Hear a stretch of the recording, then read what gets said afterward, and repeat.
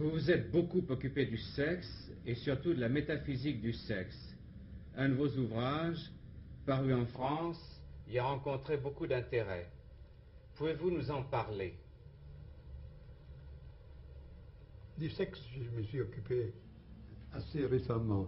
Et ce livre a eu son point de départ avec l'intention que j'avais d'écrire une introduction au livre de Weininger, Sexe, caractère. Puis là, j'ai vu que la matière s'élargissait d'une manière telle que ce n'est pas possible de contenir cette introduction. Alors, naturellement, en recueillant les autres matériaux, j'écris ce livre.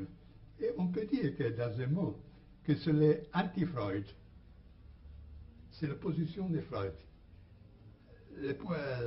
On peut dire que, tandis que Freud a découvert une dimension transcendante, mais presque démoniaque du sexe, subpersonnel, je cherche de retrouver dans l'expérience du sexe une dimension transcendante au sens supérieur, qui conduit à nous. En grec, on pourrait dire anagogique, pendant que l'autre est catalogique, c'est qui conduit vers le bien. Et alors, il y a là un examen, pas seulement des formes profanes de l'amour et de l'amour sexuel, tel que presque tout le monde le connaît, pour y découvrir des, comment on dit, épirailles. Est-ce qu'il existe épirailles? Lorsque quelque chose s'entrouvre. Une ouverture. Mais ouverture, c'est un peu. C'est also disons, des saintes âmes, une expérience plus profonde, de laquelle même les personnes intéressées, c'est-à-dire les personnes qui s'aiment, ne s'aperçoivent pas. Ils ne s'aperçoivent pas justement là où cette dimension serait la plus importante, dans l'orgasme sexuel. Alors, ayant constaté, d'un point de vue qu'aujourd'hui on appelait phénoménologique, ces aspects d'expérience sexuelle, je suis passé en considération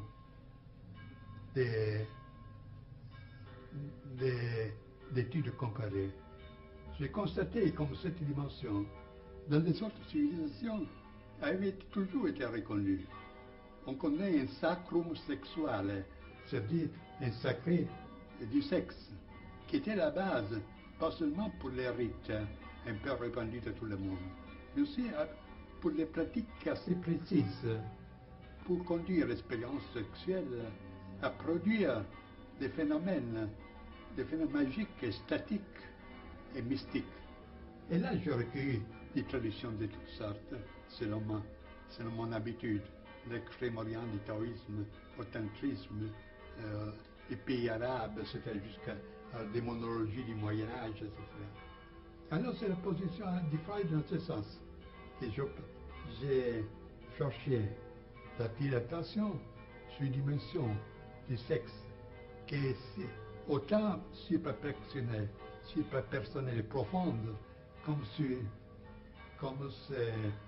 celle sur laquelle Freud s'est obsessionné, mais qui au contraire a pour fond le plus profond une transcendance. Et j'ajoute que la clé pour mon interprétation était le mythe de l'androgyne. Vous les trouvez comme on les connaît surtout en Europe. Chez Platon, le banquet, quelle est l'interprétation du sexe? C'est une impulsion confuse et irrésistible à restaurer une unité primordiale, qui était des êtres dont la puissance faisait peur même aux dieux. Et dans les mythes platoniques, c'est pour ça que les dieux, on les a brisés à deux, hommes et femmes. Ainsi donc, pour vous, le sexe peut être un élément de la reconstruction. Non, de reconstruction, non. Pétitisé, c'est un domaine purement individuel. C'est-à-dire que peut être utilisé pour chercher d'approfondir l'expérience pour déceler et assimiler cette dimension transcendante. Et c'est évident qu'il y a une opposition précise entre la liberté sexuelle d'aujourd'hui et ces doctrines. Parce qu'aujourd'hui, nous vivons dans une sorte de démonie, de démonisme du sexe. Mais c'est justement une sorte, quelque chose qui fait dépendant aux drogues. C'est des manières pour évader, pour échapper à l'angoisse existentielle. Et alors, tout finit dans des sensations plus spasmodiques et chaotiques qui ne sont absolument aucune solution du problème. Ceci, je l'ai exposé aussi dans un essai d'un de mes livres qui n'est pas traduit en français, il s'appelle L'arco et la clava, c'est-à-dire l'arc et la massue. Mais vous-même, vous ne vous êtes jamais marié. Pourquoi? Parce que j'ai toujours tenu à ma liberté absolue, aussi dans ce champ. Je ne connais pas même ma famille, c'est-à-dire, elle existe, mais j'ai vécu toujours de manière indépendante et absolument anti-bourgeoise. Ainsi que je n'ai eu jamais une profession, une occupation dans un bureau, etc. J'ai préféré d'avoir moins de possibilités, mais une pleine liberté. Et puis, au point de vue sexuel, je ne suis pas pour la monogamie. Veuillez excuser cette question, mais on a souvent dit que vous vous livrez à des pratiques magiques, à la magie noire de la voix de la main gauche tantrique. D'où pensez-vous que naissent de tels bruits, de telles suppositions? Mais comme je vous l'ai dit, il y a des personnes qui veulent absolument créer des mythes et prendre les occasions les plus drôles pour se satisfaire. On est arrivé même, justement, c'est en France qu'on a écrit que chez moi, on célèbre les messes noires avec les jeunes filles blondes chaque semaine. Alors, étant donné mes conditions, il y a à dire ce mot allemand, zu schön um wahr zu sein, c'est-à-dire c'est trop beau pour être vrai. Alors, ce que je peux dire, qu'en 1927, 28 et 29, j'ai organisé ce qu'on s'appelait le groupe de Our, qui ne s'occupait pas de magie, mais des opérations initiatiques. Et après cette période, alors il faut distinguer entre des pratiques initiatiques et des pratiques magiques, ce qui est assez différent. Et j'ajoute que de ce groupe de Our est né un ouvrage qui est presque unique dans son genre. Ce sont des 3 volumes qui s'appellent Introduzione alla magia, Introduction à la magie. Ce sont des monographies anonymes, parce que selon nous, ce n'est pas l'auteur qui compte, mais le sujet, avec des traductions, des commentaires.